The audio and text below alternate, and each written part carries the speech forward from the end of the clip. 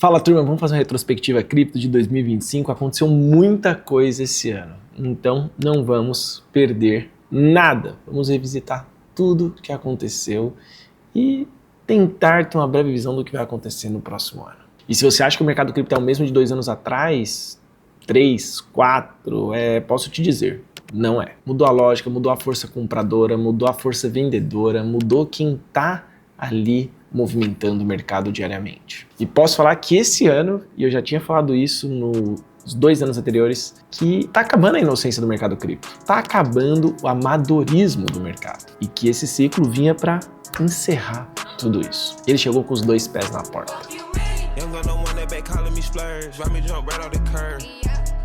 Mas antes da gente continuar o vídeo, se inscreve no canal da Foxbit, deixa o seu like, compartilha com os amigos esse vídeo aqui, porque você sabe que é bom. E vamos pro vídeo. Primeiro são os dominadores de mercado, quem está tomando conta do mercado cripto. E olha, a gente já tem alguns dados aqui que a gente pode olhar. Como vocês estão vendo aí na tela, a gente tem a parte aqui do The Block, né? A área de ETFs. E a gente pode ver o quanto foi movimentado ao longo desse período. E não só o acumulativo de hoje de 1,55 trilhões de volume que foi negociado, nós também temos aqui no site bitcointreasury.net todas as empresas que estão acumulando Bitcoin, não só empresas, mas também ETFs. E a gente vê aqui, por exemplo, que a Strategy já tem 3% do supply total do Bitcoin. Quando a gente coloca em companhia privada, a gente já tem a Block.one com 0,7% de Bitcoin. Quando a gente coloca também governos e entidades, nós temos os Estados Unidos com 1,56% da quantidade de Bitcoin. Quando a gente coloca ETFs, nós já temos o IBIT da BlackRock com 3,7% do supply do Bitcoin. Então, o que a gente está vendo aqui? Que existe uma dominância clara sendo criada no mercado, uma corrida que foi startada e que esse ano essa corrida se intensificou. E se antes o mercado reagia a youtuber analisando, ou se o influenciador no X falando que X ou Y deveria comprar ou vender aquele ativo em determinado momento, hoje o mercado avalia o fluxo da BlackRock, avalia se os ETFs estão comprando ou se estão vendendo, avalia o fluxo on-chain de transferência entre essas empresas. Quem vai comprar e quem vai vender primeiro? Porque qualquer venda dessa não é mais uma venda de 100 milhões, 200 milhões. É umas vendas de 1 bilhão. A sorte é que nós temos ainda muito Bitcoin na mão de indivíduos comuns, mas cada vez mais essas empresas estão comprando esses Bitcoins desses indivíduos comuns. E essa foi uma das coisas que mais mudou ao longo desse ciclo. Nós tivemos épocas nesse ciclo que, sim, investidores de longo prazo venderam exatamente para os investidores de curto prazo. Cara, esses investidores aqui, eles têm peito para ficar num bear market. Vamos ver como será as cenas dos próximos capítulos. Outra coisa que aconteceu ao longo desse ano também foi as regulações. Nós tivemos o avanço da regulação europeia e tivemos o avanço da regulação dos Estados Unidos. E como vocês podem ver aqui essa notícia, a gente está vendo uma corrida, olha isso, uma corrida para projetos dentro dessas duas estruturas. E as criptomoedas estão escolhendo cada vez mais a MiCA, a União Europeia. E começou a haver uma briga de mercado para ver quem vai concentrar essas empresas, quem vai dar apoio, quem vai dar o melhor ambiente regulatório para que essas empresas cresçam. No último ciclo, a gente vê essa explosão acontecendo nos Estados Unidos. As grandes empresas hoje de tecnologia, startups, estão nos Estados Unidos, a sua grande maioria. E agora a gente tem os outros locais brigando. E a gente está vendo os ambientes sendo criados agora e disputando para quem vai ser o berço dessa nova leva de projetos. E o Trump está falando isso de maneira muito aberta agora. Ele quer ser o polo de inteligência artificial e, no caso do mercado cripto. Tanto que ele passou a Genius Act e também passou uma nova missão agora recente para o desenvolvimento de IA. E algumas coisas mudaram, né? Então agora as empresas têm um ambiente mais organizado para trabalhar, tem que ter fazer prova de carteira, tem que ter custódia profissional, as provas de reserva obrigatória, tem que separação de saldo de cliente e da empresa, coisa que poderia ter evitado, por exemplo, a quebra da FTX e ter levado ali muitos investidores por ralo. E com isso o mercado fica mais sério. Isso assusta, querendo ou não, os armadores. No Brasil, a gente também avançou na regulação, juntamente com o Banco Central, e está fazendo o mercado se movimentar também muito rápido. Mas ao contrário dessas duas, a nossa regulamentação ela veio mais restritiva. E aí a gente vai ver também como isso vai caminhar nos próximos meses. E outra coisa que aconteceu nesse ano foi o quê? Cara, o fim do ciclo. Ou não, né? Nós não sabemos ainda, mas nós tivemos aqui a marcação de mais um fim de ciclo. E como a gente vê nesse gráfico aqui, o ciclo de 4 em 4 anos do Bitcoin, nós temos sempre aqui o início dele, né, o fim dele com top price, e a gente também tem o fundo dele como bottom price. E nós estamos vendo novamente isto acontecendo, né? Então a gente teve aqui, ó, quando a gente dá um zoomzinho aqui, olha aqui, nós tivemos aqui um top price no dia outubro de 2016, que seria a passagem da nossa distribuição para o bear market, e desde então nós tivemos uma queda muito forte de mercado depois disso. E agora o que a gente está acompanhando é o que vai acontecer nas próximas semanas. A gente vai intensificar a queda e quebrar esse ciclo até de investidores institucionais acumulando sem parar, ou nós vamos a partir daqui começar a guiar a partir de um novo ciclo. Mas uma coisa que a gente vê muito diferente de 2017 e 2020 ao longo desse ciclo é a eficiência e a alavancagem também.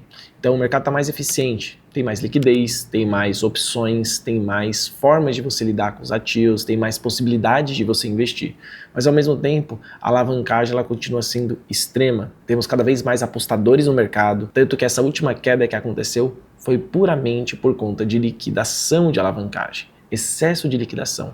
Bilhões e bilhões de dólares foram liquidados a cada vez que a gente tem uma grande movimentação de preço. Os market makers institucionais estão dominando os livros de oferta. A liquidez está cada vez mais profissional, em alto nível. Por isso eu estou falando que está o fim de ganho fácil. Porque nem alt-season nós tivemos até então. Nós não tivemos ainda um grande movimento de altcoins. A grande maioria das altcoins estão perdendo para o Bitcoin. E isso coloca em xeque uma grande tese de mercado também voltada para as altcoins. Que para mim, e eu falei isso no final do ciclo passado, no início desse ciclo, que esse seria talvez o último ciclo das altcoins e talvez a gente não veria elas da mesma forma que a gente viu no passado. Que a gente deveria analisar com muito mais tese, com muito mais com olhar de startups de tecnologia.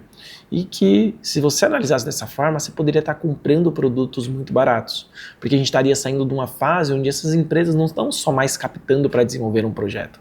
Elas já estão faturando, elas já estão fazendo até distribuição de lucro por muitas vezes. Então a gente deveria olhar elas como tal e parar de ignorar e falar somente sobre narrativa. E é exatamente o que está acontecendo.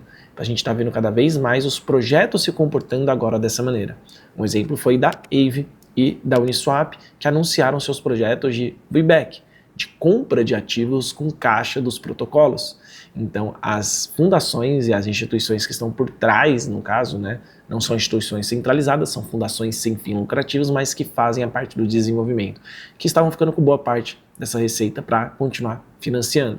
E elas estão anunciando agora a inclusão de taxas ou de recompra dos ativos.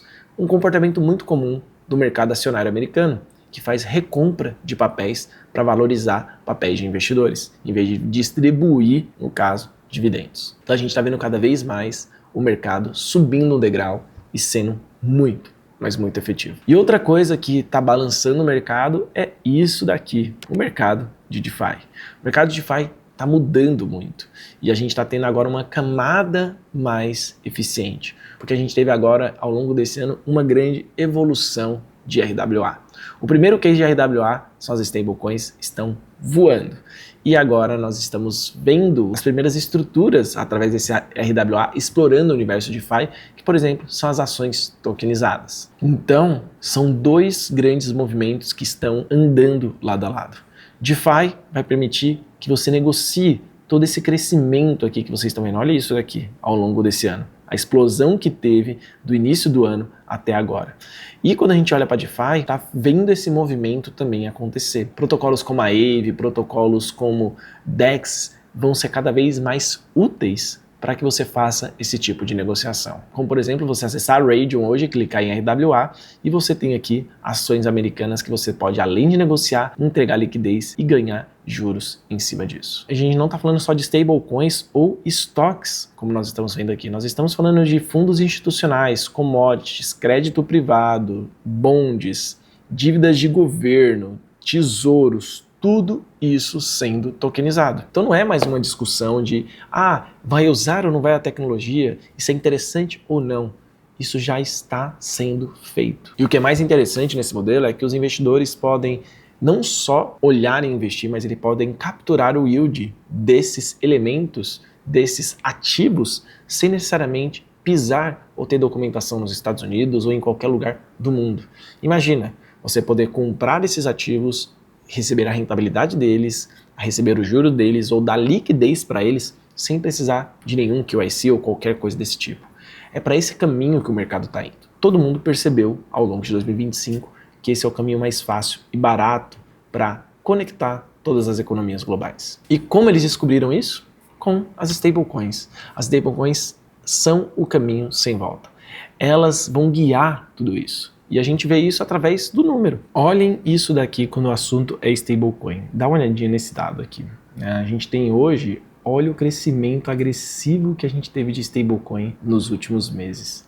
É uma coisa de maluco. Nós chegamos a 300 bi e cada vez mais isso vai acontecer. Até porque os Estados Unidos, lembra, passou o Genius Act. Ele está fortalecendo o mercado de stablecoins lá fora, até porque as empresas de stablecoins são as maiores compradores de títulos públicos americanos e elas já estão até maiores que países comprando. Então é um mercado muito eficiente para eles. A Tether, por exemplo, é uma das empresas mais rentáveis no mercado. Isso vai virar uso comum do dia a dia. Então as stablecoins estão virando cada vez mais comum. Cada vez mais cartões de créditos vão usar, bancos vão usar, empresas em tesouraria, remessas globais. A utilidade do dia a dia já é uma coisa muito real. Então as stablecoins, elas pararam de ser somente um nível básico. Elas começaram a ser o primeiro nível de utilidade real de blockchain no dia a dia. Não sei vocês, mas eu estou usando todo dia. E aí a gente começa a fazer a pergunta, se isso foi em 2025, o que esperar de 2026? Calma que eu tô preparando também um vídeo sobre 2026, tá bom? Mas o que eu quero falar para vocês é o que vocês devem olhar e aprender com 2025. 7 passos.